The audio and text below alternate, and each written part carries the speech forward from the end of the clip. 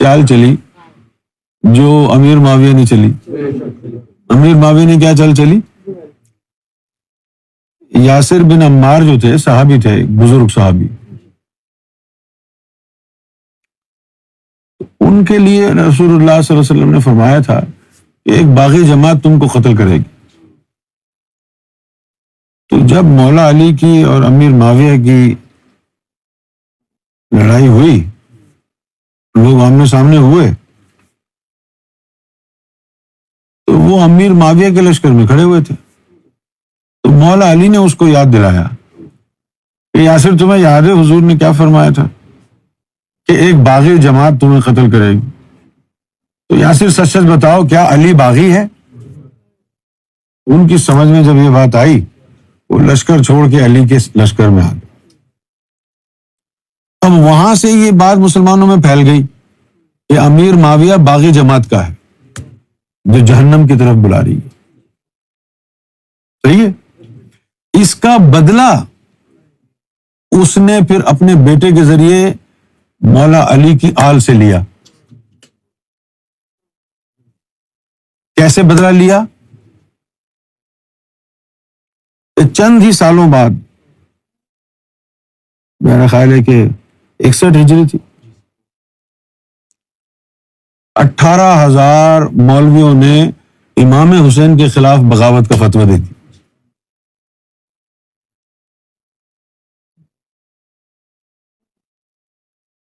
لیکن تیری جماعت کو، امیر معاویہ کی جماعت کو باغی تو رسول اللہ نے کہا تھا. کیوں بھائی؟ وہ تو رسول اللہ نے کہا تھا، لیکن وہ چلی آئی بات.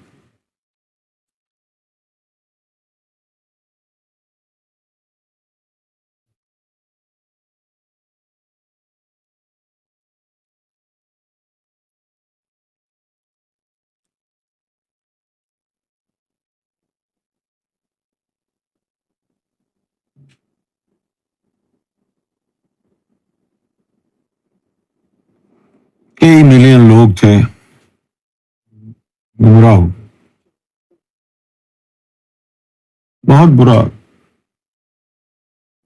ہوا.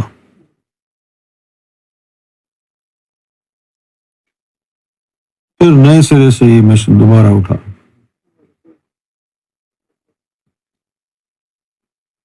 یہ باغی ہر قوم میں، ہر امت میں، ہر گروہ میں ہوتے ہیں.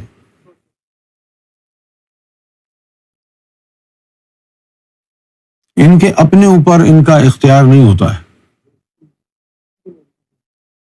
اس راستے میں صرف ازلی لوگ ٹکتے ہیں.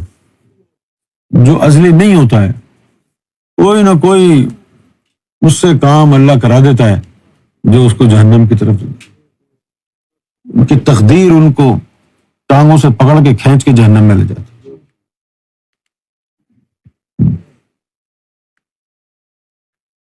سوال دوبارہ ادھر آ جاؤ.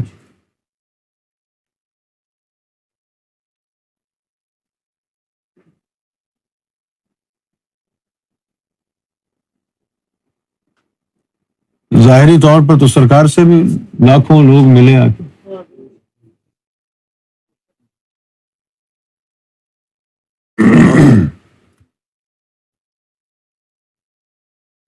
بتاؤ ایسا بھی ہوا اس دنیا میں کہ یزید کی فوج کا ایک مسلمان امام حسین کو للکار کے کہہ رہا ہے کہ ابھی تھوڑی دیر بعد میں تمہیں جہنم رسید کروں گا. جو امام حسین کو یہ کہے مسلمان، تو اب کیا بچتا ہے؟ اگر آج ہمیں سندھ سے، امریکہ سے کوئی گالیاں دیتا ہے، بہتان لگاتا ہے، کیا فرق پڑتا ہے؟ انہوں نے تو نبی کے نواسے کو نہیں چھوڑا، نبی کے نواسے کو کہہ دیا باغی ہو. 18,000 مولویوں نے قتل کے فتوے دے دی.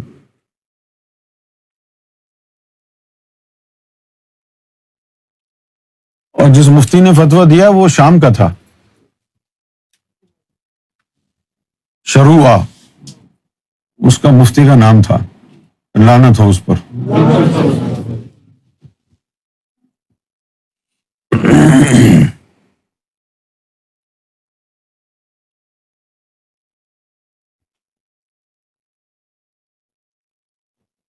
دین الہی میں سرکار نے فرمایا کہ ایک شخص کتے جیسی زندگی بسر کرتا رہا، آخر میں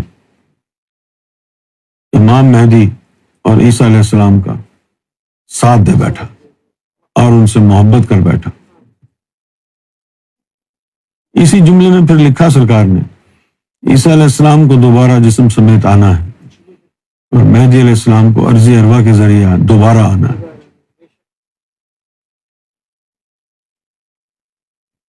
اور پھر فرمایا کہ اور کوئی شخص ساری زندگی عبادتیں کرتا رہا، آخر میں امام مہدی کی مخالفت کر بیٹھا،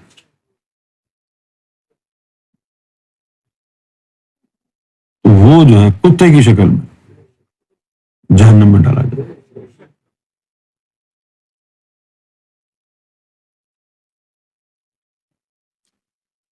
میں یہ سمجھتا رہا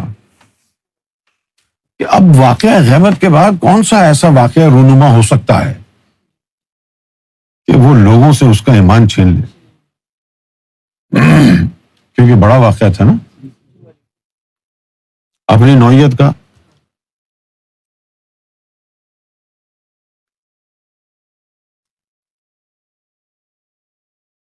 لیکن جن کے مقدر میں گمراہی لکھی ہوتی ہے ان کو کسی سہارے کی ضرورت نہیں ہوتی گمراہ ہونے کے لیے، بیٹھے بیٹھے سر گھوم جاتا ہے، پھر کچھ نظر ہی نہیں آتا ہے، کوئی حقیقت نظر نہیں آتی۔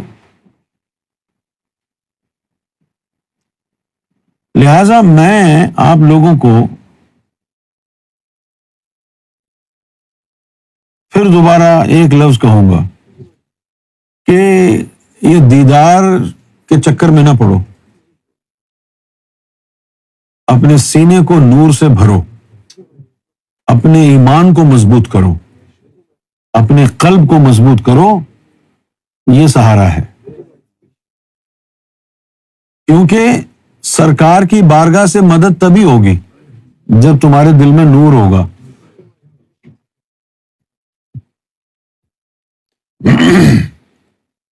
نور نہیں ہوا تو سرکار کی مدد کیسے آئے گی؟ اب بھائی تم دور ہم سے کہیں چلے گئے، چاہتے ہو رابطے میں رہو تو بھائی اپنا فون وغیرہ چارجر وغیرہ ساتھ لے کے جاؤ، سم کارڈ وغیرہ لے کے جاؤ ساتھ۔ فون تو ہے، سم کارڈ نہیں ہے، اور پھر آپ کہہ رہے ہیں جی ان کو فون ہی نہیں آ رہا، انہوں نے فون ہی نہیں کیا۔ وہ تو فون کر رہے ہیں، تیرا سم کارڈ ہی نہیں۔ اسی طرح سرکار نے فرمایا تھا کہ کامیاب ہوگا وہ شخص جس کو دو چیزیں ملیں،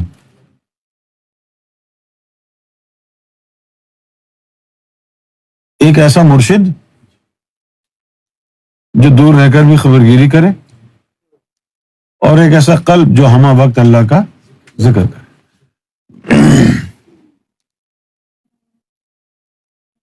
جب سرکار نے یہ فرمان جاری فرمایا تھا اس وقت سمجھ میں نہیں آیا، اس وقت یہی سمجھ میں آیا کہ مرشد دور رہ کر خبرگیری کرے گا، لیکن ہم یہ سوچتے تھے ہمارا مرشد دور جائے گا کیوں جو خبرگیری کی ضرورت پڑے، کیونکہ ہماری سوچ ہی بڑی محدود تھی۔ ہمیں سمجھتے سرکار نے پاکستان میں ہی رہنا ہے، کہاں جائیں گے، دور جانے کا کوئی تصور ہی نہیں تھا۔ یہ تو وہم و گمان میں نہیں تھا کہ غیبت ہوگی، سرکار غائب ہو جائیں گے اور ہم ظاہری طور پر تنے تنہا رہ جائیں گے، یہ تصور نہیں۔ لہذا اس کا واضح کوئی مطلب سمجھ میں نہیں آیا۔ پھر میں نے غور کیا کہ ایسا مرشد جو دور رہ کر خبرگیری کرتا ہے تو یہی کافی تھا۔ ہمہ وقت قلب ذکر کرنا کون سی کامیابی کی نشانی ہے؟ مرشد ہی کافی ہے۔ تو سوچتا تھا کہ یہ ذکر کی شرط کیوں لگائی، پھر بعد میں سمجھ میں مجھے غیبت کے بعد آیا. کیا سمجھ میں آیا؟ کہ جن کا قلب ہمہ وقت ذکر کرتا ہوگا وہ قلب ہی مرشد کی خبرگیری ریسیو کرنے کے قابل ہوگا.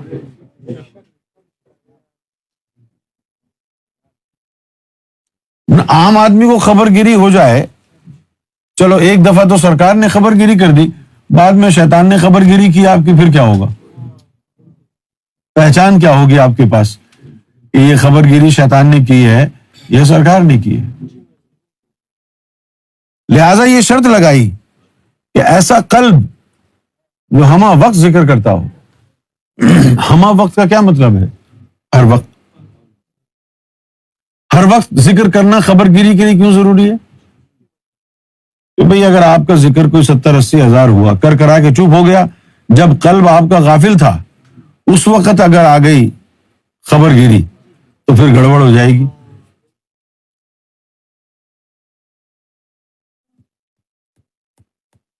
بھئی گھڑی آپ کی بند ہے تو ٹائم نہیں دے گی نا صحیح. کتا آپ کا سو رہا ہے تو حفاظت نہیں کرے گا نا. قلب آپ کا سو رہا ہے تو وہ جو خبرگیری آ رہی ہے اس کو وہ پروٹیکٹ کیسے کرے گا؟ وہ تو سو رہا ہے قلب تو.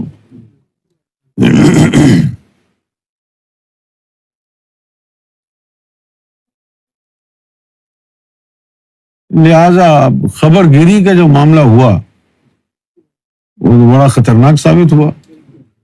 ذکر تو لاکھوں لوگوں کے دل کرتے ہیں، ہمہ وقت ذکر کس کا کرتا ہے؟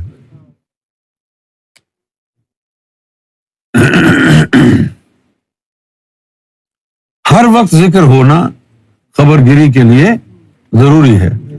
نہ جانے کس وقت مرشد کی طرف سے الہام آئے. اگر اس وقت تیرا قلب سویا ہوا تھا تو اس الہام کی پہچان کیسے ہوگی؟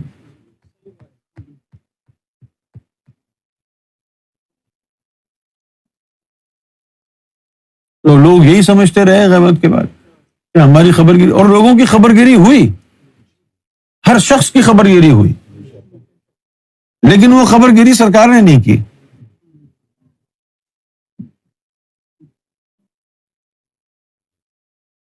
جیسے کہ میرا ایک دوست تھا سرکار کے ماننے والوں میں شامل،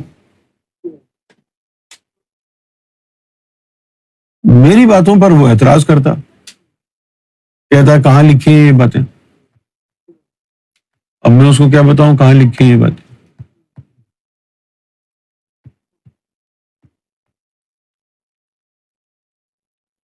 تو جب میں اگر اس کو کچھ کہتا کہ سرکار نے مجھے کہی ہے تو کہتا نہیں، اس کا کیا ثبوت؟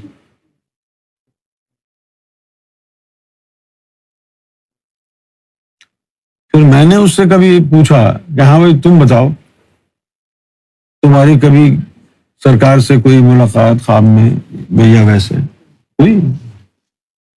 تو کہتا ہاں، جب کبھی مجھے پریشانی ہوتی ہے کاروبار میں ادھر ادھر تو فوراً سرکار آ جاتے ہیں کہ ایسا کاروبار میں یہ کر لو وہ کر لو ایسا.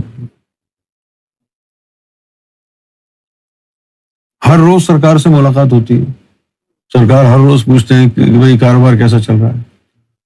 تو میں نے اس سے ایک دن پوچھا کہ یار مجھے یہ سمجھ میں نہیں آتا، سرکار معاف فرمائے، کہ سرکار کو تمہارے کاروبار سے بڑی دلچسپی ہے اور تمہارے ایمان سے نہیں ہے. جب بھی تشریف لاتے ہیں تمہارے کاروبار کے بارے میں پوچھتے ہیں، تمہارے ایمان کے بارے میں تو پوچھا نہیں کبھی. یہ کون سی سرکار ہے؟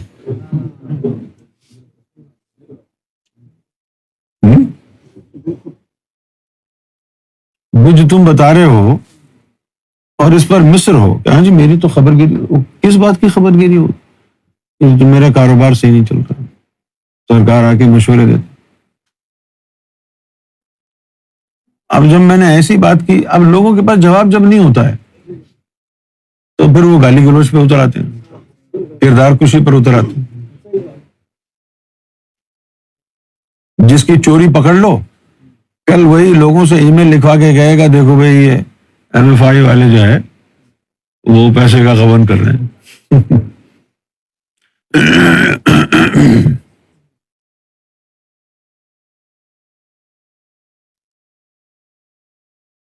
کسی کو پوچھا ہاں بھائی سرکار سے تو روز ملاقات ہوتی.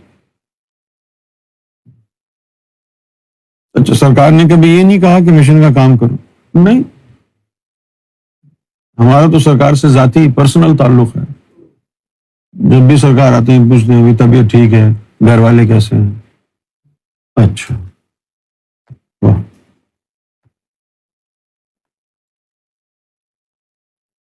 غیبت سے پہلے میرا تصور نہیں تھا کہ کوئی سرکار کا نام لے کے جھوٹ بولے گا.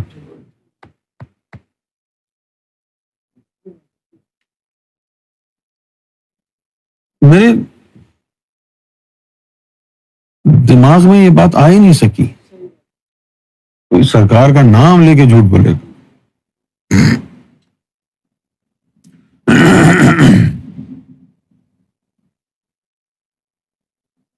کبھی کبھی لوگ سوال کرتے ہیں کہ بھائی سیدھی اتنے لوگ جمع ہیں، آپ نے تو کہا تھا صرف 313 ہوں.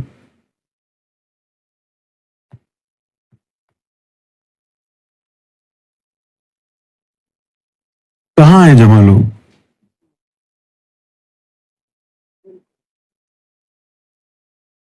یہ تو ایک ٹرین ہے، لمبے روٹ پہ جا رہی ہے. جیسے کہ ایک بس ہوتی ہے جس کے مختلف اسٹاپس ہوتے ہیں، اس کو کہتے ہیں اسٹیج کوچ.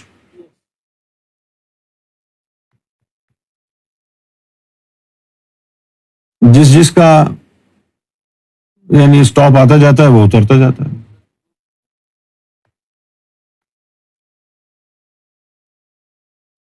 یہاں سے اب ایک بس نکالی ہے سپر لوپ، وہ جاتی ہے ہیتھرو تک. راستے میں سب لوگ جو بیٹھتے ہیں اس بس میں سارے تو ہیتھرو نہیں جا رہے، سارے تو نہیں جا رہے نا ہیتھرو ایئرپورٹ. کوئی 2 اسٹاپ بعد اتر جائے گا، کوئی 3 اسٹاپ بعد اتر جائے گا، کوئی 4 اسٹاپ بعد اتر جائے گا. آخر میں چند ہی رہ جاتے ہیں جنہوں نے بالکل آخری منزل پر جانا ہوتا ہے.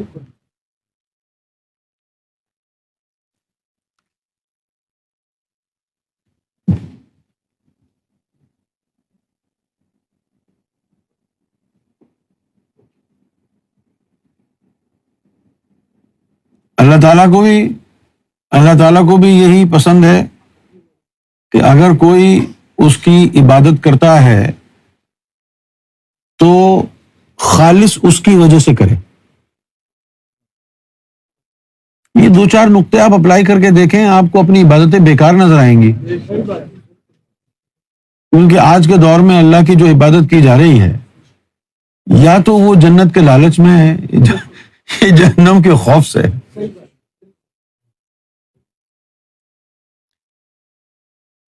اچھا ایک تیسرا طبقہ ایسا بھی ہے جو نہ جنت کے بارے میں سوچتا، نہ عذاب کے قبر کے بارے میں سوچتا، پھر بھی عبادتیں کیوں کرتا ہے؟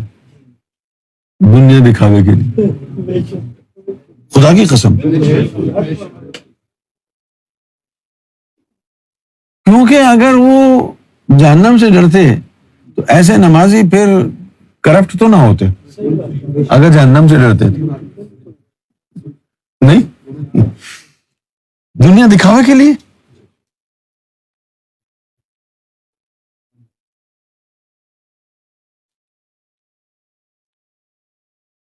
سرکار سے ملنے سے پہلے تو بڑی الجھنیں تھیں ہمارے ذہن میں. جب پہلی دفعہ ہم کو یہ پتا چلا کہ بھئی سچا تو مومن وہی ہے جس کے قلب میں نور ہے، اور جس کے قلب میں نور نہیں ہوگا اس کی تو کوئی گارنٹی نہیں ہے. تو میں سوچتا رہتا یار یہ جو اتنے لوگ مسجدوں میں نمازیں پڑھ رہے ہیں ان کا کیا بنے گا. یہ مجھے فکر ہوتی تھی. پھر مجھے وسوسے بھی آتے تھے، سوچتا تھا کہ یار یہ دل و جان سے ہی نماز پڑھ رہے ہوں گے، کیونکہ ہمیں پتہ ہی نہیں تھا نا دل سے نماز پڑھنا کیا ہے. وہ تو جو روزمرہ زبان بولی جاتی ہے کہ جی میں دل سے یہ کام کر رہا ہوں، تو یہ ایک محاورہ ہے، دل سے کام کر رہا ہوں. دل لگا کے محنت کرو. ہمیں تو پتہ ہی نہیں تھا وہ ہم. اور پھر جو حدیثوں کے ترجمے تھے وہ یہ تھے جس نے سچے دل سے 2 رکعت پڑھ لی وہ جنتی. سچے دل سے وہ تو سرکار نے سمجھایا کہ سچے دل سے 2 رکعت پڑھنا کیا ہے. سچے دل سے ہم کو وسوسے آتے ہیں.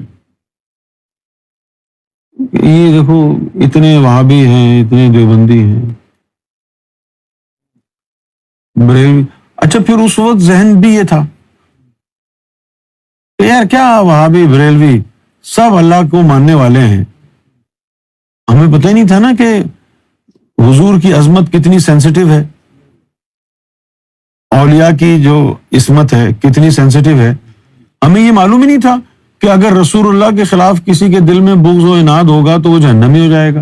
ہمیں تو معلوم ہی نہیں تھا, کیونکہ ہم کو یہ سمجھ میں آتی تھی بات مولویوں کی تقریروں کے بعد کہ سب سے اہم چیز جو ہے وہ ہے توحید. یہ سب اللہ کو مانتے ہیں, دیوبندی بھی اللہ کو مانتا ہے, بریلوی بھی اللہ کو مانتا ہے, اہل حدیث بھی, شیعہ بھی, سب اللہ کو مانتے ہیں. تو جو اہم ترین بات ہے وہ تو سبھی کرتے ہیں. تو باقی چھوٹی چھوٹی چیزیں ہیں, خیر ہے یار سب. یہ جو میں بتا رہا ہوں نا آپ کو, یہ مینٹالٹی پتہ ہے کہاں کی ہے؟ یہ جو پڑھا لکھا طبقہ ہے پاکستان میں, ان لوگوں, کیونکہ ہم وہیں سے آئے ہیں نا. جیسے ہمارا کراچی یونیورسٹی میں جو ڈین تھا اسلامیات کا, یہی کہتا تھا بیٹا بنیادی نقطہ توحید ہے, باقی سب فروعی اختلافات ہیں.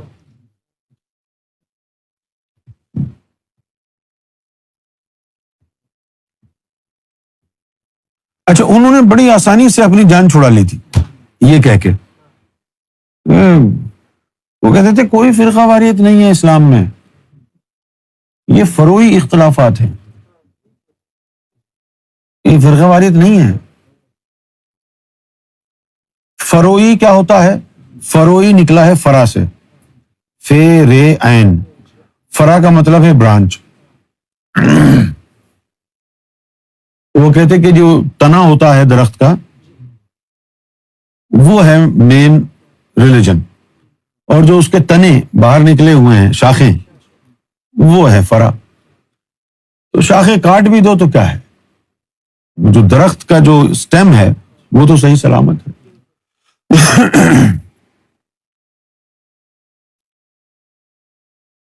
ہم یہی سمجھتے تھے کہ بھئی یار ابھی جو نماز, مجھے بڑی حیرت ہوتی تھی, خدا کی قسم سرکار معاف فرمائے, حدیث پر شک ہوتا تھا کہ یار یہ تو بڑی سخت بات کہہ دی رسول اللہ نے کہ لا صلاۃ الا بالخل. میں کہتا تھا یہ سارے پاگل کے بچے ہیں. ہزاروں لوگ سنیوں کی مسجد میں, ہزاروں دیوبندیوں کی, اہل حدیث کی, ہزاروں بریلویوں کی مسجد, شیعہ کی مسجد میں روزانہ نماز پڑھ رہے ہیں, ان کے پاس حضوری قلب نہیں ہے, تو کیا یہ سب جہنم میں جائیں گے؟ یہ سوالات آتے تھے نا, آپ لوگوں آئے ہیں ایسے سوال.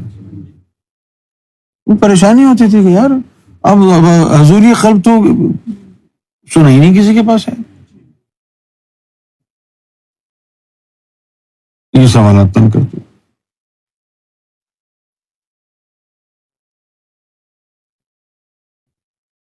اس کے بعد پھر آہستہ آہستہ قرآن میں دیکھا کہ بھائی تباہی اور ہلاکت ہے ایسے نمازیوں کی جو نماز کی حقیقت سے غافل ہیں اور صرف ریاکاری کرتے. سرکار کی بات اور زیادہ مضبوط ہو گئی. اب مل بھائی یہ تو منہ پہ دے ماری آئیں گے. پھر ترس آتا تھا لوگوں پہ, غصہ بھی آتا تھا. ان کو ہم اپنی سادگی میں سمجھاتے تھے, ارے یار تمہاری نماز نہیں ہو رہی بیٹے, یہ حضوری قلب حاصل کرو. میں نے وہ حدیث میں لکھا ہے. ہم یہ سوچ رہے تھے کہ ہم ان پہ احسان کر رہے ہیں, ان کا یہ خیال تھا کہ یہ ہم کو پریشان کر رہا ہے. نہیں, اس وقت کی بات کر رہا ہوں, کسی ایک بندے نے شکریہ ادا نہیں کیا یہ بات سننے کے بعد. وہ بولتے تھا بھائی تو سمجھائے گا ہمیں, شکل دیکھیے اپنی, حضوری قلب حضوری قلب.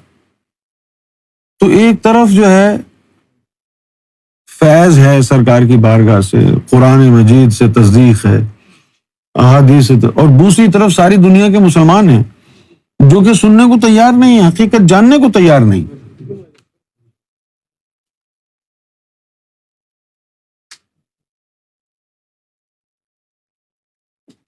اب ظاہر ہے دوائی کھاتا ہے آدمی آرام کے لیے، آرام نہیں آئے گا تو پھر دوائی میں فرق ہے نا۔ یہ بھی ہمارے سامنے بات موجود تھی کہ یہ نماز بھی پڑھ رہے ہیں، فراڈ بھی کر رہے ہیں، جھوٹ بھی بول رہے ہیں، گناہوں میں بھی بڑھ چڑھ کے، کیونکہ قرآن تو فرما رہا ہے کہ نماز برائیوں سے روکتی ہے۔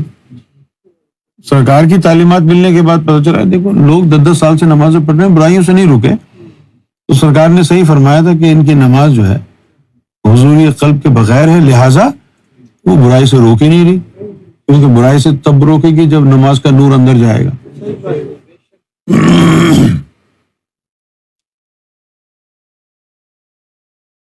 ایک چیز جو ہے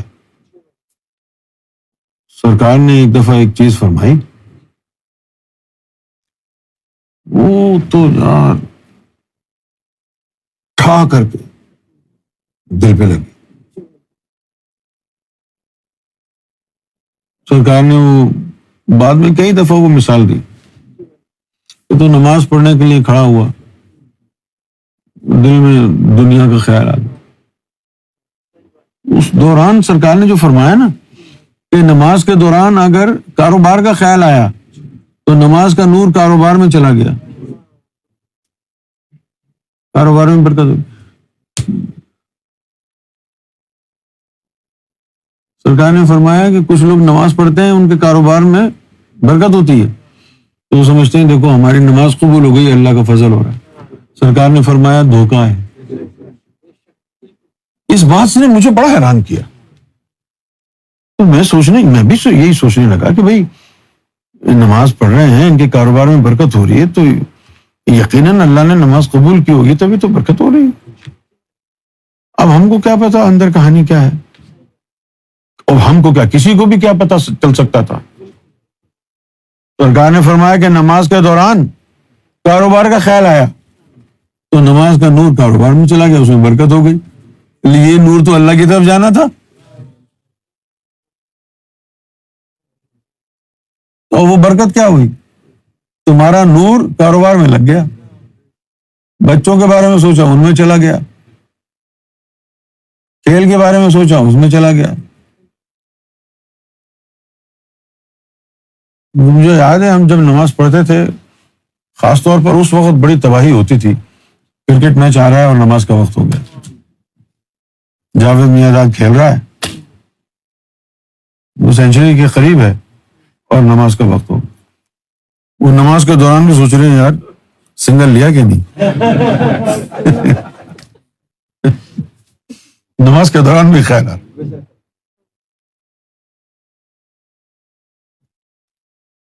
تم لوگوں کے ساتھ بھی ہوتا ہوگا ایسا؟ ناصر تو نماز پڑھتا ہی نہیں تھا شروع سے، ورنہ یہ بھی نماز میں سوچتا رہتا تھا کس نے گول کیا ہے۔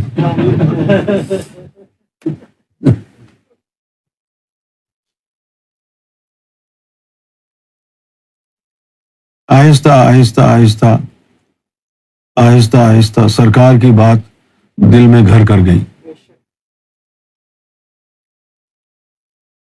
اور پھر پتہ چل گیا سرکار کی بات کا دل میں گھر کرنا جو ہے نا وہ کام آسان نہیں ہے۔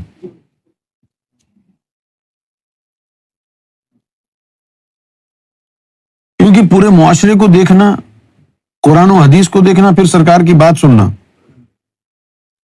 اور پھر اسٹیبلش کرنا حقیقت۔ میں آپ دیکھو نا کہ چند آدمی اگر یہ بات کہیں کہ نہیں ایسا ہے، پوری دنیا کچھ اور کہہ رہی ہے، چند آدمی کچھ اور کہہ رہے ہیں، تو سب سے پہلے لوگ آپ کو یہ کہیں گے ابے تم چند آدمی کی باتوں پر یقین کر رہے ہو، جو پوری دنیا کر رہی ہے اس کو جھٹلا رہے ہو، یہ سب پاگل ہیں کیا؟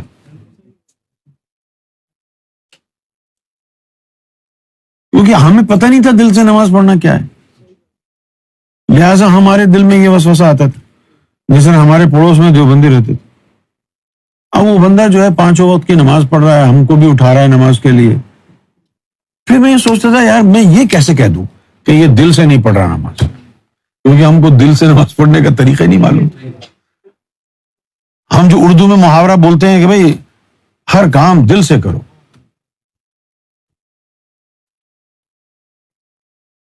جیسے اب کھیلنے کے لیے گئے ہیں اور بال کنیکٹ ہی نہیں ہو رہی ہے تو یار اس کا دھیان کہیں اور ہے، دل سے نہیں کھیل رہی. دل سے نہیں کھیلنے سے مراد یہ ہے کہ انٹرسٹ لینا، لیکن مذہبی زبان میں کسی کام کا دل سے کرنے سے مراد دل کی حاضری ہے. یہ بات ہم کو پتہ ہی نہیں تھی.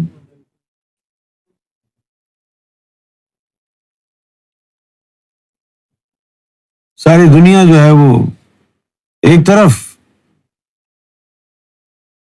اور چند لوگ ہیں وہ ایک بات کہہ رہے ہیں، تو وسوسے تو آئیں گے، لیکن آہستہ آہستہ آہستہ قرآن و حدیث، فیض، ان تمام چیزوں کی روشنی میں پتہ چل گیا انسان کا اپنا بھی ایک، یعنی اس کا بھی ایک حصہ ہے اس کے ایمان کے مستحکم ہونے میں. اگر آپ اس راستے کو سمجھنے کی کوشش ہی نہیں کریں گے، آنکھیں بند کر کے ایسے لگے رہیں گے کہ جیسے ایک شیفرڈ ہے، وہ ڈنڈی سے ساری بھیڑوں کو ادھر جانے کا کہتا ہے، ساری بھیڑیں ادھر، اور بھیڑوں کا کیا ہے، وہ بھیڑ دیکھ لیں گے کہ ایک بھیڑ وہاں جا رہی ہے، ساری بھیڑیں اس کے پیچھے چلی جائیں گی. اب وہ شیفرڈ کہے کہ ابے تم نے ان کو فالو کیوں کیا؟ اگر ان کی زبان ہوتی تو بھیڑ کہتی میں وہ بھیڑ وہاں جا رہی تھی، ہم بھی اس کے پیچھے چلے. اب یہی حال اگر بھیڑوں والا انسانوں کا بھی ہو تو پھر انسانیت کیا ہے؟ بھیڑ چال اسی کو کہتے ہیں نا کہ بغیر سوچے سمجھے آپ کسی کو فالو کرنا شروع کر دیں. اگر آج ہم سے کوئی پوچھے کہ بھائی تم سرکار کو فالو کیوں کرتے ہو، تو ہم اس کو بتائیں گے نا کہ ہم سرکار کو اس لیے فالو کرتے ہیں. یہ بھیڑ چال نہیں ہے، یہ اندھی تقلید نہیں ہے.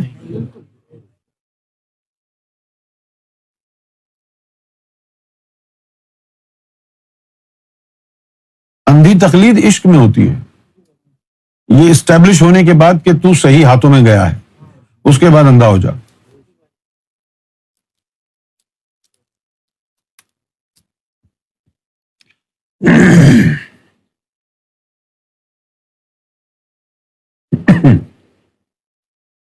ہر طرح کے فلسفے، عجیب و غریب قصے اور کہانیاں جب سرکار سے مل لی ہے تو ہر چیز پھر مشکوک ہو گئی. اب ہم یہ سمجھتے تھے کہ لوگوں کے ناموں کے ساتھ رضی اللہ تعالیٰ عنہ لکھا ہے، یہ اوپر آسمان سے لگایا آیا ہے.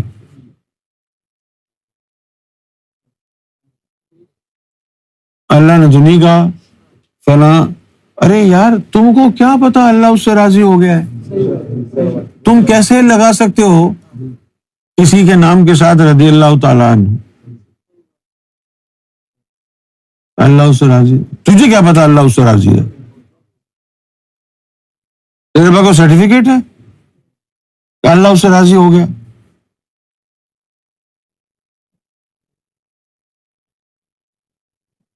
مولویوں نے بنائی ہوئی یہ بات، صحابہ کرام کے ساتھ رضی اللہ تعالیٰ عنہ اور ولیوں کے ساتھ رحمۃ اللہ علیہ. چلو بات تو صحیح ہے، جس سے اللہ راضی ہوا ہے رضی اللہ عنہ، اللہ اس سے راضی ہو، صحیح ہے. ولیوں کے ساتھ رحمۃ اللہ، نظر رحمت تجلی پڑ رہی ہے، تجلی کا ثبوت ہے تو بول رحمت اللہ، وہ نہیں ہے تو پھر رحمت اللہ.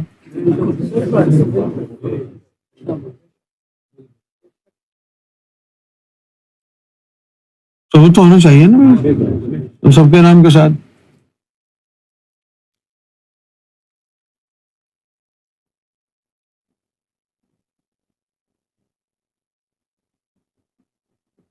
نہ جانے لوگوں کے تصورات کیا تھے سرکار کے حوالے سے.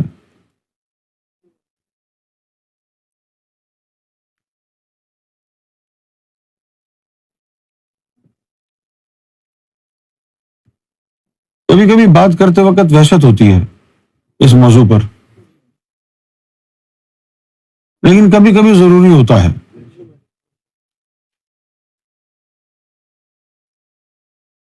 کیونکہ جو واقعہ غیبت ہوا ہے وہ واقعہ غیبت یوم عاشورہ سے کم نہیں تھا.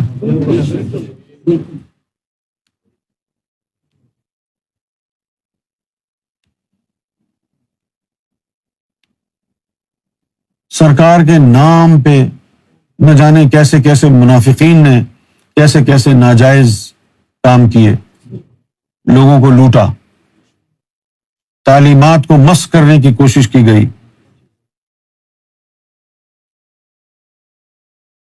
تعلیمات کو مسخ کرنے کی کوشش کی گئی. سرکار کی جو کتاب ہے دین الہی اس میں تحریف کر دی. یہ تو سرکار کی کرم نوازی ہے کہ ہم ایسے دور میں ہیں کہ جہاں پر کسی چیز کا محفوظ کرنا مشکل نہیں ہے. یہ سرکاری کرم نوازی ہے اس دور میں کہ سرکار کی ویڈیوز موجود ہیں، سرکار کی اسپیچ سن کے لوگ جان سکتے ہیں کہ حقیقی تعلیم کیا ہے. یہ بہت بڑی مدد ہے نا بھائی، ویڈیوز کا ہونا. ابھی آپ سرکار کی ویڈیوز دیکھ کے آپ کو تصدیق ہو جاتی ہے کہ ہم جو آپ کو تعلیم بتا رہے ہیں وہ سرکار کی تعلیم.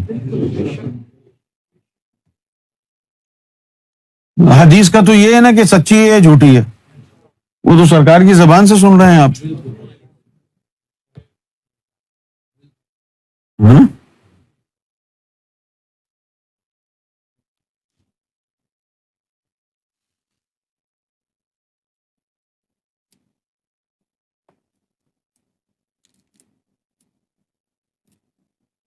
نہ جانے کیوں حضور پاک نے بھی الف لام میم کا راز خود نہیں کھولا، بعد میں کھولا. بعد میں کس نے کھولا؟ سرکار نے. اور پھر الف لام را کا راز سرکار نے فرمایا مستقبل میں کھلے گا.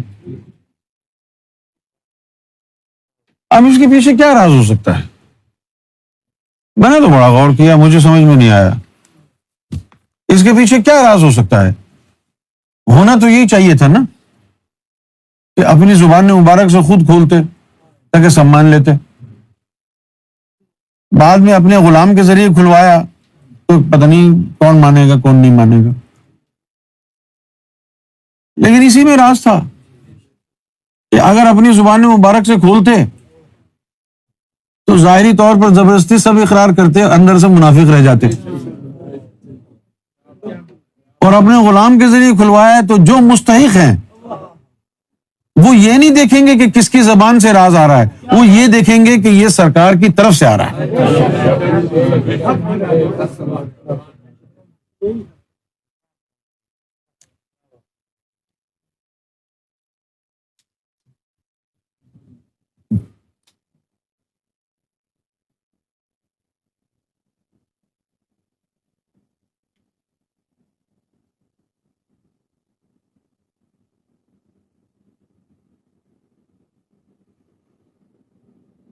سرکار کے اوپر جھوٹے پاکستان میں مقدمات بنا دیے گئے. وہابی دیوبندی مولویوں کی سازش، نواز شریف پارٹی بن گیا اس میں. توہین رسالت، توہین قرآن. کہتے ہیں کہ یہ تعلیم باطنی کی جو بات کر رہے ہیں یہ قرآن میں نہیں ہے تو تم نے قرآن کی توہین کر دی.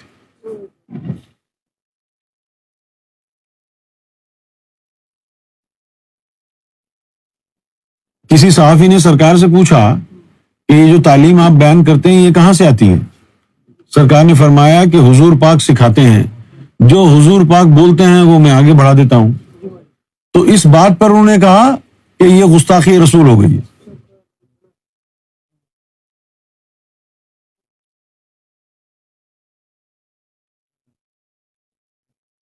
کیسا ستم ہے یہ، کیسا ظلم ہے. وہ ذات گوہر شاہی جن کی نظروں سے ہزاروں لوگ دربار رسالت میں پہنچ گئے، اس ذات کے اوپر یہ فتویٰ لگایا تم نے. لیکن جب یہ ہوا سب کچھ تو ہزاروں لوگ اچھا توہین رسالت کو بھاگ گئے دامن چھڑا کے.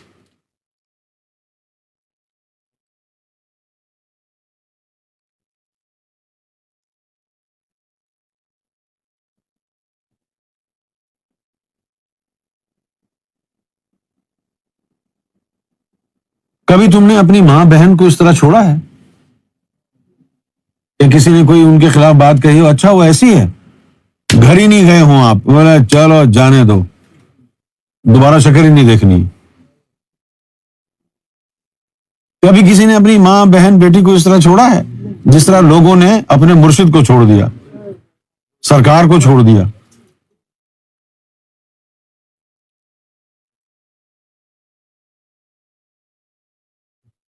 یہ بھی ایک امتحان کی گھڑی تھی.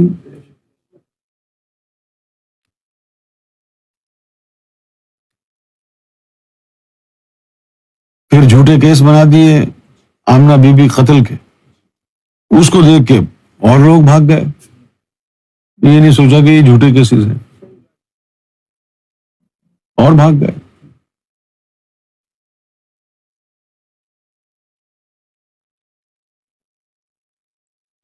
اچھا اب یہ تعلیم بھی عجیب و غریب طریقے سے دی گئی ہے. ہمارا پہلے یہ تھا عقیدہ کہ جو ذاکر قلبی ہے تو پھر اللہ کی طرف سے اس کے قلب کو ہدایت ملتی رہتی ہے، اور یہ گارنٹی ہی گارنٹی ہے.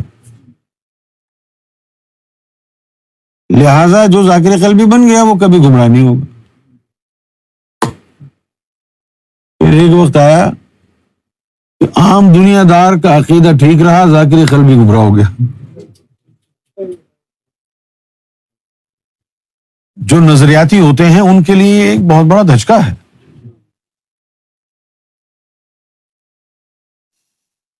ہمارا یہی ماننا تھا کہ بھئی یہ جو ذاکر قلبی ہے یہ گمراہ نہیں ہو سکتا. واقعہ غیبت کے وقت تو صرف ذاکر قلبی گمراہ ہوا. اب یہ بات سمجھ میں نہیں آئی.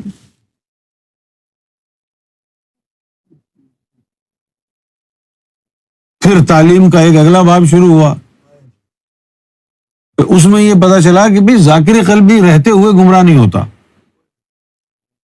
لیکن اگر مرشد کی بارگاہ میں یا کسی ہستی کی بارگاہ میں گستاخی کر دے تو ذکر بند ہو جاتا ہے، اس کے بعد گمراہ ہوتا ہے. گستاخی کے نتیجے میں ذکر بند ہوتا ہے پہلے، پھر اس کے بعد جو ہے شیطان اس کے دل پر قبضہ جما لیتا ہے.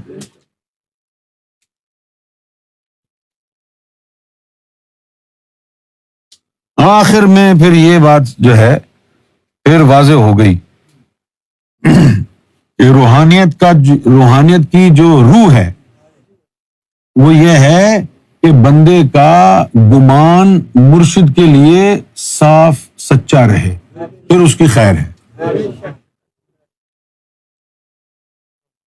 جہاں گمان میں گڑبڑ ہوئی گیا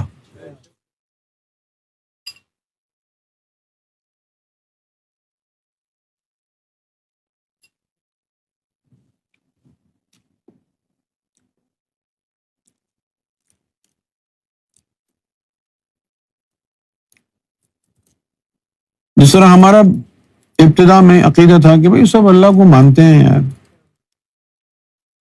بڑا عجیب و غریب ذہن تھا. وہ اسکول کالج وغیرہ کے اندر یہی ماحول تھا. پتہ نہیں باقی ملکوں میں کیا ہے، لیکن پاکستان کے اندر جو یہ پڑھا لکھا طبقہ ہے نا، ان لوگوں کا رجحان جو ہے وہ جماعت اسلامی کی مینٹلٹی پر ہے. جماعت اسلامی پاکستان میں ہے نا، شاید وہیں سے نکلی ہے. اس کا عذاب بنگلہ دیش پر بھی ہو رہا ہے جماعت اسلامی کا. مومنوں میں اتنی یونٹی نہیں ہے جتنی جماعتیوں میں ہے.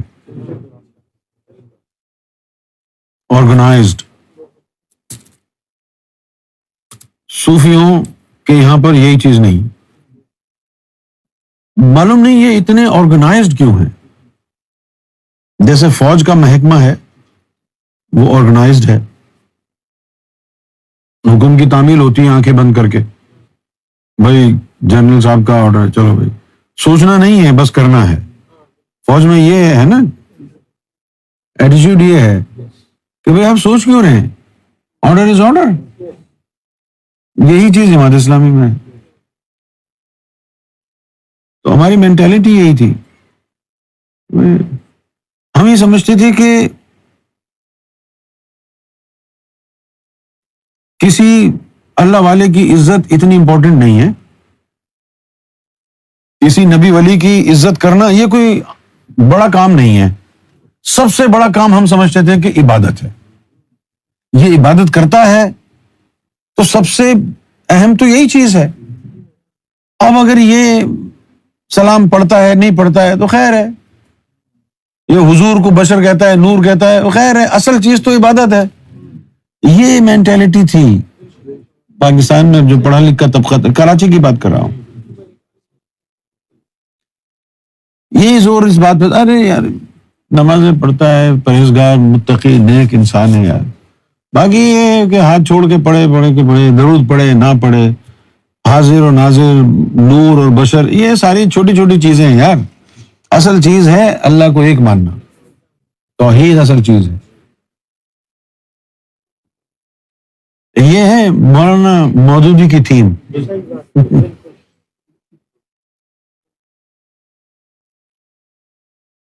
تم اگر غفور بھائی کیا کہہ رہا ہوں، صحیح کہہ رہا ہوں. پڑھا لکھا جو طبقہ تھا اس کی مینٹالٹی یہی تھی نا کہ بھئی مین چیز جو ہے توحید ہے، عبادت ہے. سب بھی کر رہے ہیں عبادت، سب ٹھیک ہے، سب لگے رہو. یعنی اتنے اندھے ہیں یہ پڑھے لکھے لوگ کہ ان کو ان چیزوں کی کوئی پرواہ نہیں ہے. ان کے یہ تصور نہیں تھا کہ گستاخ کیا ہوتا ہے. یہ یار یعنی ہمارا جو دین تھا وہ ہم کو یہ کہتا تھا یار یہ بشر مان رہا ہے، تم نور مان رہے ہو، ٹھیک ہے میں لڑائی ختم کرا دیتا ہوں تمہاری. تو نور مانتا ہے تو نور مان، تو بشر مانتا ہے تو بشر مان، تو بھی صحیح ہے یہ بھی صحیح ہے. اصل چیز یہ نہیں ہے.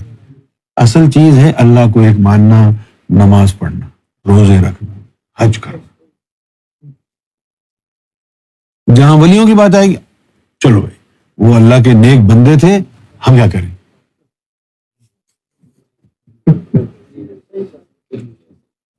ولی نہیں کہتے تھے، مجھے اللہ کے نیک بندے تھے، چلو ٹھیک ہے. اس سے باہر نکلنا بڑا دشوار کام تھا. اب جو لوگ اس طرح کے ماحول میں رہے ہیں، جیسے غفور بھائی ہیں، امجد حسین ہے، امجد بھی ہوگا،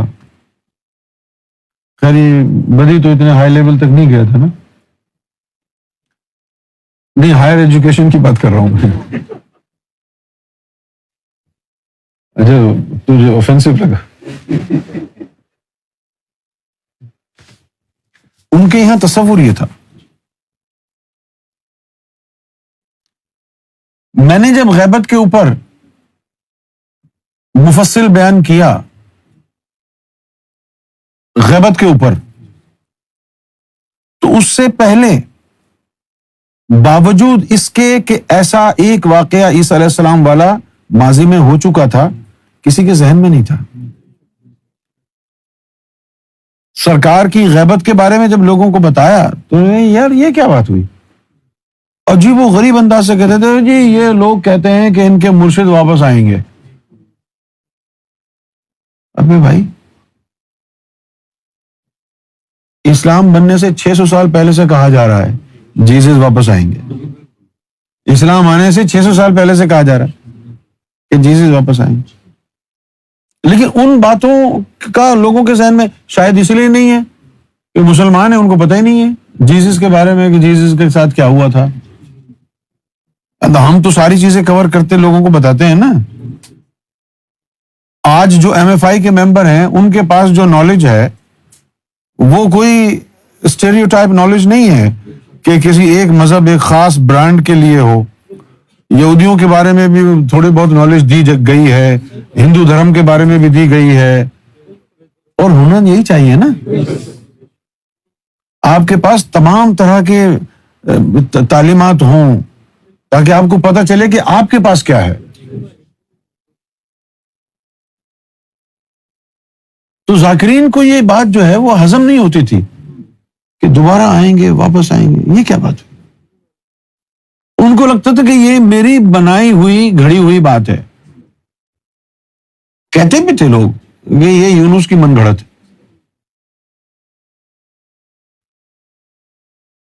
بھئی قرآن میں آ چکا ہے تو میری من گھڑت کیسے ہوئی یہ بات؟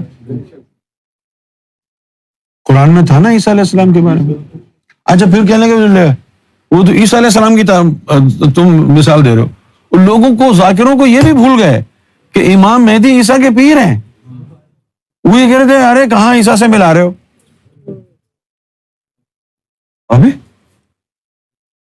ملا کہاں رہے؟ جب مرید واپس آئے گا 2000 سال بعد تو جس کے ہاتھ پر بیعت کرنی ہے وہ غائب ہو کے اگر چند سالوں بعد آئے تو کون سے اچنبے کی بات ہے بھائی، جب ان کے مرید کے ساتھ یہ معاملہ ہے کہ اللہ تعالیٰ نے قرآن میں کہا ان کو جسم سمیت اللہ نے اٹھا لیا. وما قتلوہ وما صلبوہ بل رفع اللہ الیہ.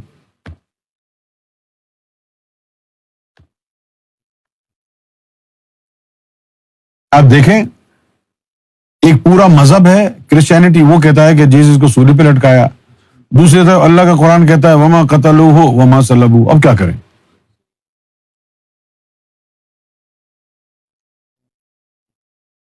ظاہر ہے ہم اللہ کی مانیں گے نا. انسانوں کا تو کوئی بھروسہ نہیں ہے کب رد و بدل کر دیں. اور ہوا ہے نا، ہر دھرم میں ہر دین میں ہوا ہے.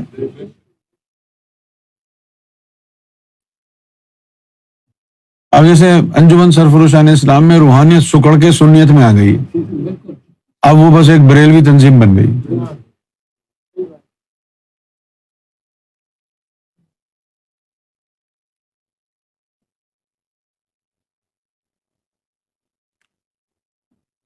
جنرل عاصم منیر کے فیلڈ مارشل بننے پہ ریلی نکال رہے ہیں. دل خون کے آنسو ہوتا ہے جن کو یہ توفیق نہیں ہوئی کہ سرکار کے حق میں ایک ریلی نکالیں. وہ فوجیوں کے حق میں ریلی نکال رہے ہیں. سرکار کے لیے تو تم سڑک پر نہیں نکلے کبھی.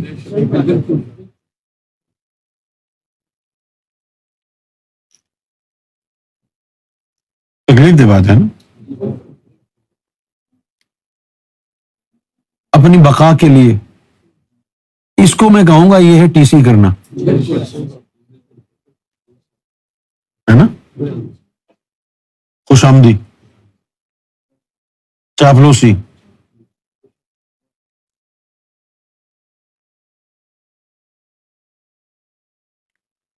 سرکار کی کرم نوازی آج کم سے کم یہ تو کہہ سکتے ہیں نا ہم، باقی چھوڑ دو ہیں تو بہت بڑی تعداد میں، لیکن کم سے کم اتنے جو سبسکرائبر ہیں یہ تو کہہ سکتے ہیں نا کہ بھی آج کم سے کم 15 لاکھ لوگ سرکار کے امام مہدی کو مرتبے کو تسلیم کرتے ہیں. کہہ سکتے ہیں یہ مرتبہ مہدی غیبت کے وقت مشکوک بنایا، پھر اس کے منکر ہو گئے.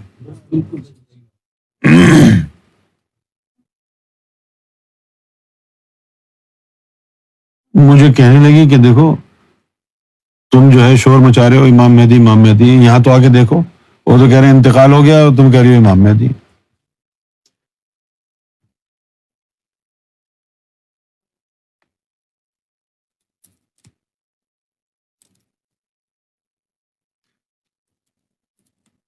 اچھا، اس کے اندر ایک مسئلہ یہ بھی ہے غفور صاحب کہ سنی کتابوں میں امام مہدی کی غیبت کا ذکر نہیں ہے، صرف شیعہ کتابوں میں ہے، تو سنیوں کو تصور ہی نہیں ہے کہ غیبت ہوگی۔ آپ نے سنی ہے کوئی سنی حدیث؟ ہے نا، بالکل نہیں۔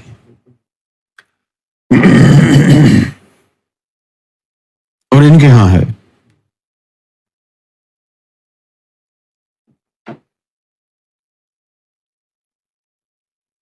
وسیع محمود قریشی جیسے لوگ جو ہے اپنی طرف سے وہ عالم غیبت میں تشریف لے گئے ہیں۔ ابھی عالم غیبت کیا ہوتا ہے پتہ ہی نہیں ہے ان کو، ایسے ہی عالم غیبت غیبت اختیار کر لی ہے، عالم غیبت میں تشریف لے گئے۔ عالم غیبت کیا ہوتا ہے؟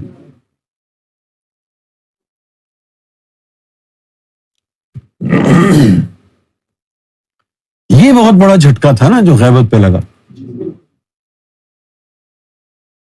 کیسے تھا بہت بڑا جھٹکا؟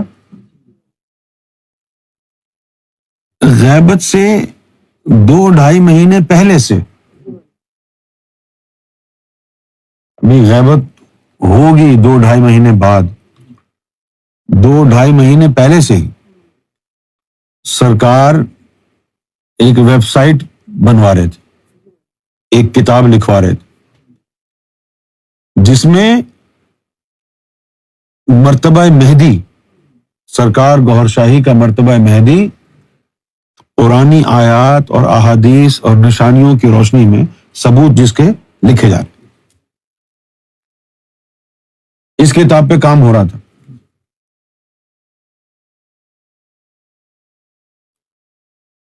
حیدرآباد میں ایک شخص ہوتا ہے منیر میمن، ہوتا تھا، پتہ نہیں بیچارہ زندہ ہے یا جہنم میں چلا گیا، وہ اس پہ کام کر رہا تھا۔ اچھا، اس سے ہوا نہیں تو سرکار نے پھر اس کو میرے ساتھ لگا دیا، چلو تم، تو میں بھی لکھتا تھا۔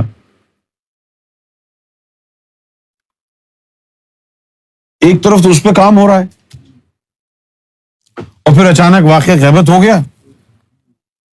اب اس بندے سے بات کی کہ یار چلو اب غیبت وغیرہ بھی ہو گئی ہے تو چلو دوبارہ کام شروع کریں، کہ آپ کیا کریں گے کر کے،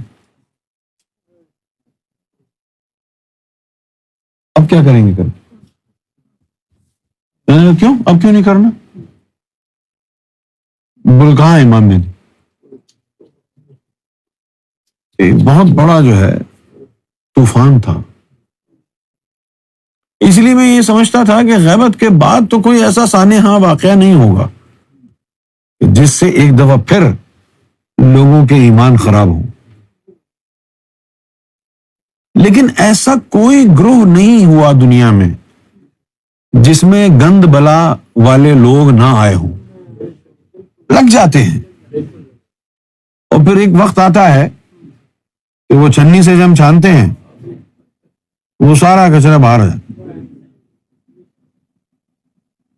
جس کو اردو میں کہتے ہیں چھانٹی کرنا، چھانٹنا، چھانٹنا سمجھتے ہو نا؟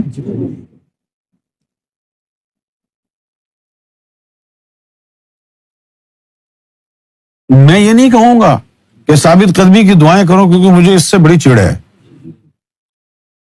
ہر کام اللہ پہ چھوڑ دیں ہم، نہیں، اپنا ایمان مضبوط کرو، اپنے کان کھولو، آنکھیں کھولو، جو تعلیم تم کو دی ہے اس کے اوپر ہر چیز کو پرکھو۔ کسی بھی جاہل منافق گدھے کی بات پر سن کے تم منڈی کیوں ہلاتے ہو؟ تمہارے پاس کسوٹی ہے نا، تمہارے پاس تعلیم ہے نا، اس تعلیم کو دیکھو نا۔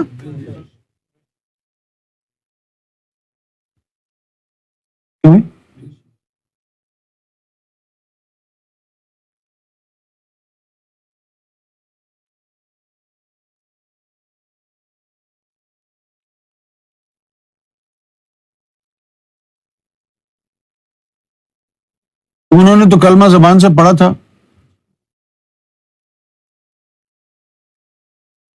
اچھا میں نہیں کہتا ان لوگوں کو کہ یزیدی ہیں، پوچھو کیوں؟ یہ کرنے سے پتہ کیا ہوتا ہے؟ مسلمانوں کے عیبوں پر پردہ پڑ جاتا ہے نا، اور ہم اس کو الگ کر کے ایک نیا جو ہے نام دے دیتے ہیں، پھر وہی چیزیں جو مسلمانوں میں ہوتی ہیں وہ ہماری نظروں میں نہیں آتی.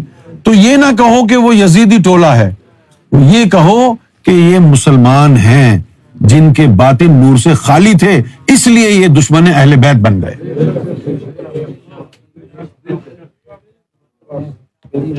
کیونکہ مولا علی کے دور میں جو مسلمان بگڑے، آج ان کو کوئی مسلمان نہیں کہتا، وہ تو خارج. ابے کہاں اعلان ہوا تھا یہ خارجین ہے؟ کس نے کیا تھا یہ اعلان کہ 10,000 یہ جو بندے ہیں یہ خارجین ہیں؟ اور جب مولا علی نے ان سے جنگ کی تو 5,000 کو تو مار دیا. مولا علی کے اپنے چاہنے والے اعتراض کرنا شروع ہو گئے کہ مولا آپ نے تو مسلمانوں کو مروا دیا. انہوں نے یہ کہا، مولا علی سے کہا آپ نے تو مسلمانوں کو مروا دیا، مسلمانوں کو کیوں مارے؟ مولا علی کو. تو اگر اس وقت بھی یہ بات ہوتی کہ وہ خارجین سے لڑائی ہو رہی ہے تو مولا علی کے اپنے ماننے والے کہتے کہ آپ نے مسلمانوں کو مروایا ہے. نہیں نا. پھر مولا علی ان کو لے کے گئے جہاں ان کی لاشیں پڑی ہوئی تھی، سیدھا کیا، مقام ناف پر تلوار کی نوک رکھی تو وہاں سے سور نکل رہے تھے. تب ان کو یقین ہوا.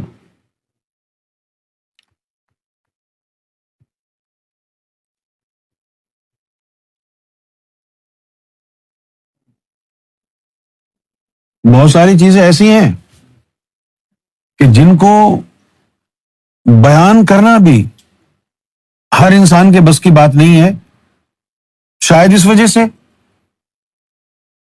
کہ شرمناک باتیں ہیں.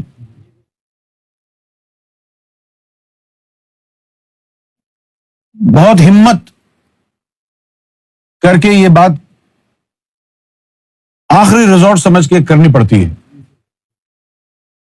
کیونکہ عام آدمی کو یہ لگتا ہے کہ یہ باتیں اچھالنے سے ہم سرکار کے گھرانے کی توہین کر رہے ہیں. لیکن کبھی کبھی یہ بات بیان کرنا اشد ضروری ہو جاتا ہے.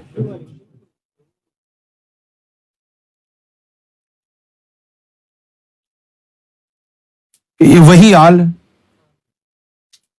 جو بابر کے ساتھ لوگ لگے ہوئے ہیں، انہوں نے اپنے گلوں میں سلیب ڈالی ہوئی ہیں اور کہہ رہے ہیں کہ بھئی بابر عیسیٰ علیہ السلام. بہتان نہیں لگا رہا میں، یہ لوگ بیٹھے ہوئے ان سے پوچھیں آپ.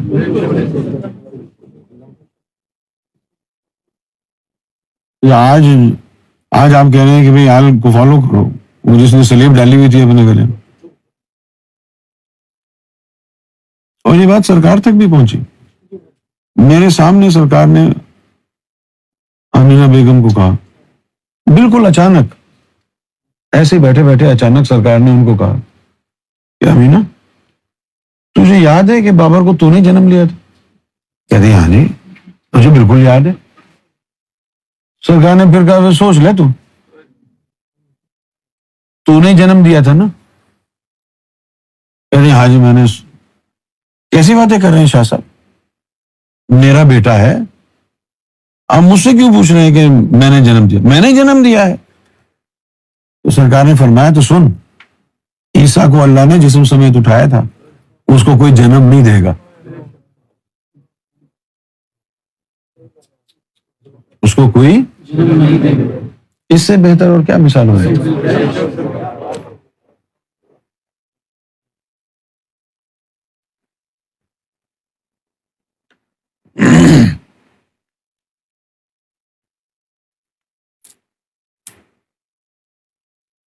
میں سمجھتا تھا کہ جو ایم ایف آئی میں آ کے لوگ لگ گئے ہیں، اب جو ہے وہ سب the seas are calm. اب کوئی گمراہ نہیں ہوگا. لیکن یہ میرا خیال تھا، خوش فہمی تھی۔ منافق اور مرتد ہر گروہ میں ہوتے ہیں، لگ جاتے ہیں لوگ،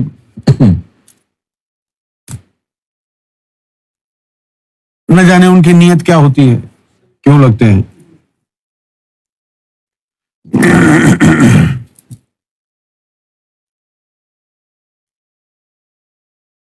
جب لوگ یہ کہتے ہیں کہ خاص باتیں بتاؤ، تو مجھے یہی ڈر ہوتا ہے کہ اگر یہ سمجھ میں نہیں آئی تو سب سے پہلا کام یہ جو بندہ کرے گا وہ یہی کرے گا، اندر ہی اندر لوگوں کو توڑے گا کہ دیکھو یہ گستاخ ہیں۔ کیونکہ بہت سارے جو سوال کرتے ہیں نا عالم غیب کے بارے میں، تو میں ان کے لفظ پڑھ کے مجھے ٹن ٹن بجتی ہے دل میں کہ یہ اس لیے سوال کیا گیا ہے تاکہ اس کا جواب لے کے لوگوں کو بتائیں، دیکھو جی یہ تو کہتے ہیں کہ ہم قرآن اور اسلام کی بات کر رہے ہیں، یہ تو دیکھو ایسی باتیں کر رہے ہیں، یہ تو تم کو گمراہ کر رہے ہیں۔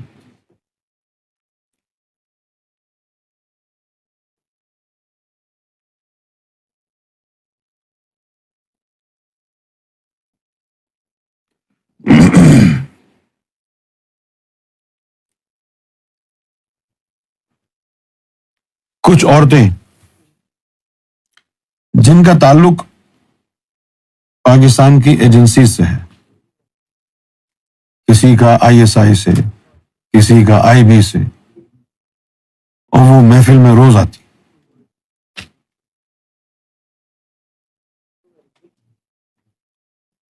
ایسا نہیں ہے کہ ہندوستان کی ایجنسیوں کے لوگ نہیں آتے، وہ بھی آتے۔ اب وہ آتے ہیں، خاص طور پر وہ عورتیں، اور میسج بھیجتے۔ محفل میں اس لیے کہہ رہا ہوں تاکہ ان کو پتا ہو، میسج بھیجتے ہیں کہ ہمیں آپ سے بڑی محبت ہے، کیا آپ ایک رات ہمارے ساتھ شوہر اور بیوی کی طرح رہ سکتے ہیں؟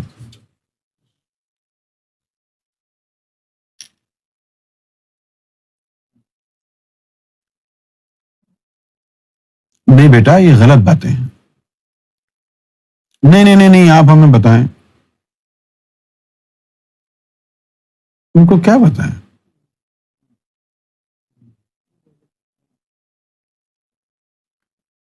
واقعی اگر ہم نے کچھ کہا تو ایک رات تو آپ کے ساتھ لاک اپ میں رہنا پڑے گا۔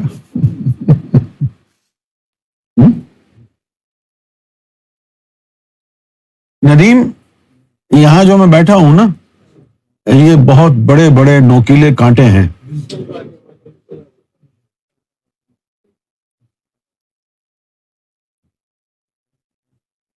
ہر لمحہ ایسا ہے جہاں آپ نے ایک قربانی دے کے مشن کی عزت کو بچانا ہے۔ آپ کے برابر میں کوئی بیٹھا ہے یا گوہر کا ذکر کر رہا ہے، لیکن پتہ نہیں یہ کتنا بڑا سانپ ہے۔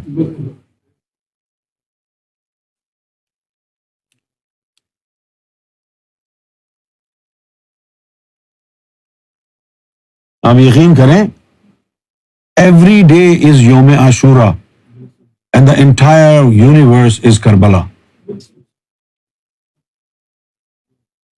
ہر دن یوم عاشورہ ہے، اگر تو راہ شبیر پہ چل رہا ہے تو ہر دن۔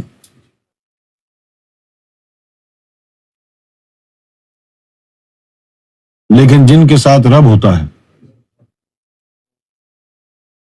وہ ان کا محافظ ہوتا ہے۔ میری اس پوری گفتگو کا لب لباب یہ ہے، میرے روحانی تجربے سے سیکھو، دیدار ویدار کی باتیں چھوڑو، نسبت گوہر کو مضبوط کرو، دل کے نور کو بہتر کرو، ایمان مضبوط سے مضبوط ہو، تاکہ اللہ رسول بھی راضی ہوں، سرکار گوہر شاہی بھی راضی ہوں۔ ادھر ادھر کی کہانیوں میں مت جاؤ کہ دیدار ہو گیا، یہ ہو گیا، وہ ہو گیا، نہیں ہوا دیدار تو نہ ہو۔ بہتر یہ ہے نا کہ ہم ان کے ہوں، اگر ہم ان کے نہیں تو پھر دیدار کا کیا فائدہ؟ ایمان کا مضبوط ہونا زیادہ ضروری۔ تمہارا سرکار سے کتنا گہرا تعلق ہے، اس کا اندازہ اس بات سے لگاؤ کہ روزانہ 24 گھنٹے میں سے کتنے منٹ تم سرکار کے لیے وقف کرتے ہو۔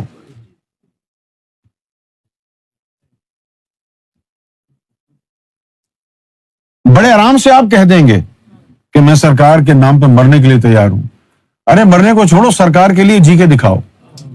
کتنے گھنٹے جی رہے ہو روزانہ سرکار کے لیے؟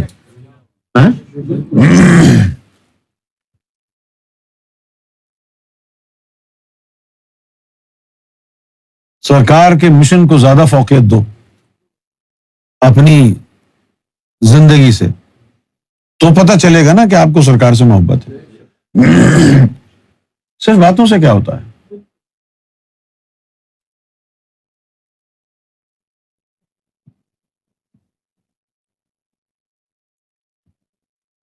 اگلا سوال۔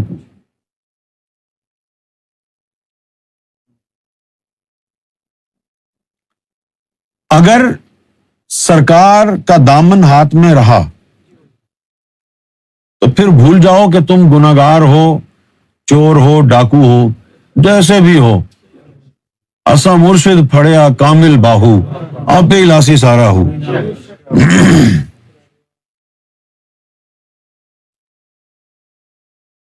اگر اس سے جڑے رہے، ایسا مرشد پھڑیا کامل باہو، اب پہ لاسی سارا، وہ تم اس کے سے جڑے ہوئے تبھی وہ تمہاری جو ہے خبر گیری کرے گا نا، تبھی تم کو بچائے گا۔ تو بھاگ گئے تو پھر کیسے بچائے گا؟ بھاگنے والے کو تھوڑی بچاتے۔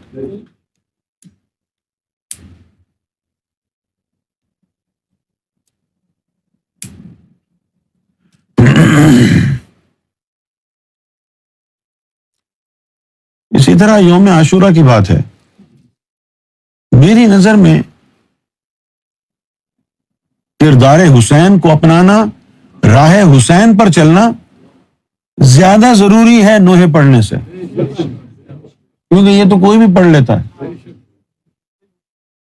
اتنا رب کے احکام کا اپنے نفس اور قلب اور روح کو مطیع بناؤ، جیسی مثال حسین نے دی ہے۔ کیونکہ یہ کرنا بہت آسان کام ہے، اس نفس خبیث کو جھکانا، اس کی اکڑ کو، انانیت کو توڑنا، یہ ہے مردانگی کی بات۔ اسی کے اوپر تو لوگ گمراہ ہو جاتے ہیں، مجھے کیوں برا کہا، میری ذلیل جگ رسائی کر دی۔ یہی تو ہے برائی کی جڑ۔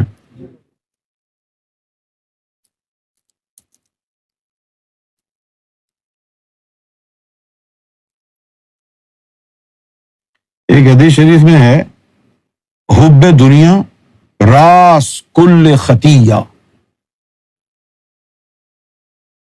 یہ جو دنیا کی محبت ہے نا، یہ ہر برائی کی جڑ ہے۔ اچھا، عربی کا مزاج اور اردو کے مزاج میں فرق ہے، اس لیے میں نے ورڈ ٹو ورڈ ترجمہ نہیں کیا اس کا۔ راس کا مطلب عربی زبان میں ہوتا ہے سر، اور ہمارے اردو میں اس کو کہتے ہیں جڑ، برائی کی جڑ۔ عربی کا جو معاملہ ہے وہ بجائے جڑ کے کہتے ہیں ہر برائی کا سر یہ ہے۔ راس کا مطلب ہوتا ہے سر۔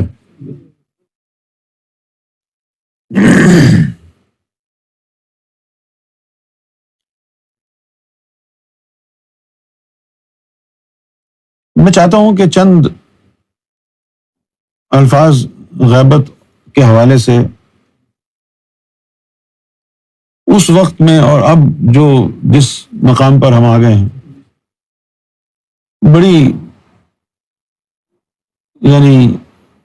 بڑے اختصار کے ساتھ ندیم بھائی بیان کریں، پھر میں امجد بھائی، غفور بھائی اور امجد جان کو بھی کروں۔ 5 منٹ لے لیں آپ لوگ، تاکہ پھر لمبی نہ ہو جائے کہانی۔ ہاں، خاص طور پر یہ جو نقاط میں نے بیان کیے ہیں، خبر گیری کا معاملہ تھا، ہر انسان یہ بول رہا تھا.